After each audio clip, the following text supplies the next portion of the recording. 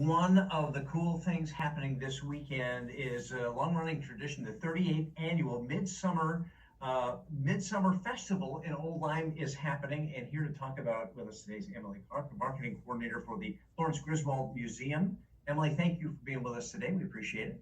Thanks for having me. Excited to talk about this fun weekend. There's a lot going on, and we're glad you're here. There's a lot happening this weekend. Let's kind of work our way through the weekend, and maybe we'll talk a little bit about the history of this. But this event starts on Friday. There's a kickoff concert at your museum, right?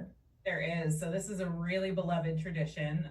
Every year, the Friday night of the Midsummer Festival starts with a lawn concert that's free and open to the public on the grounds of the Florence Griswold Museum in Old Lyme. We back up right on a riverfront, and so we use that as a beautiful backdrop for a lot of fun evening of great live music. And it starts at 7 o'clock. It's really a town-wide and sort of statewide favorite. We get a lot of friends to come and enjoy it.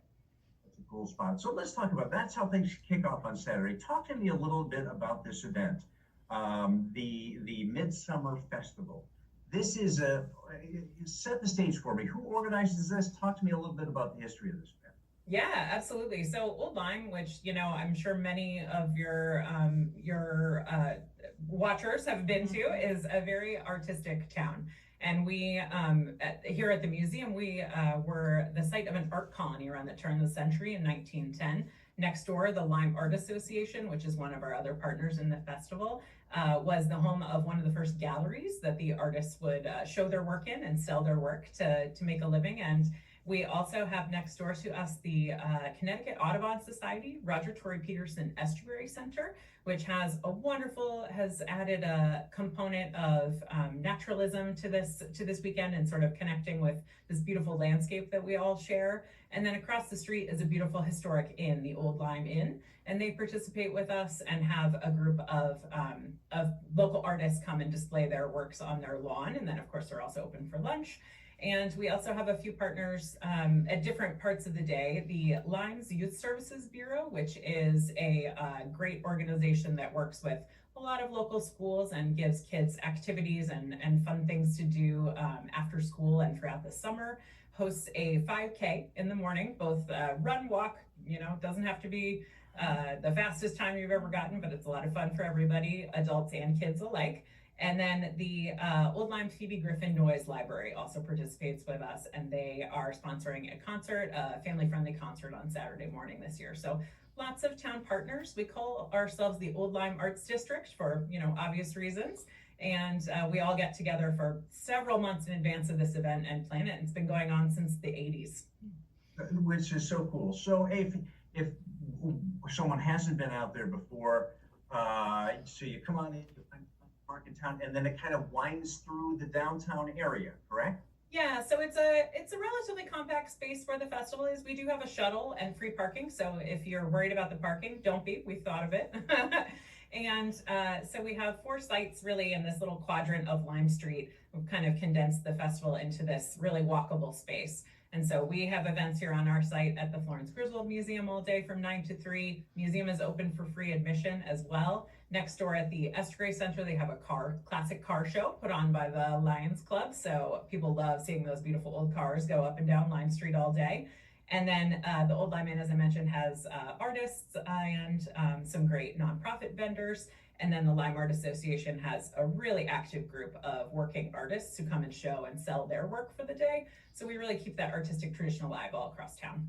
So cool. So when you talk about it, obviously you can go and buy works of art there. Paintings, crafts, what kind of things? I know it's all different media, correct? Yeah, and we got everything. We call it a really family-friendly event. It's both crafts for kids and adults. We have takeaway kits that you can do, and then we also have crafts in our education center. We've got face painting. We have nonprofits that are going to be on site sharing a little bit about what they do. So like the Niantic Children's Museum will be here, High Hopes Therapeutic Riding, lots of other great nonprofits from across the southeastern Connecticut area that will share what they do with you if you're not as familiar with them. And then of course have a fun activity for you to do with the kids as well. And there's live music, just lots of fun all day. We also have one of our signature events is a community dog show that we do at the museum, and that is free to enter. It's at 10, the entrances start, and then 10:45 is the judging.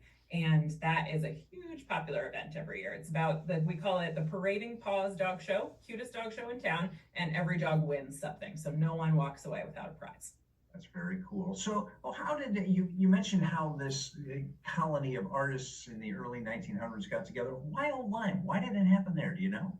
Yeah. Oh, yes. Great question. So this is sort of our core story here at the Florence Griswold Museum, that we had this beautiful Georgian mansion on the property that was opened in 1899 to artists who had sort of heard about it through the grapevine, that this was a boarding house where people could come to stay.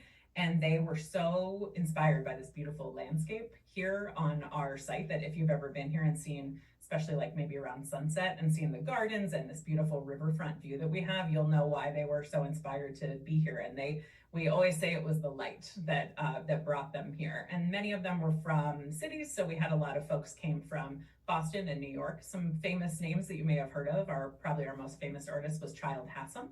And they came to really create a convivial experience here in the summers, to live together, to sort of study together, to work together, and to paint this landscape that so inspired them for decades.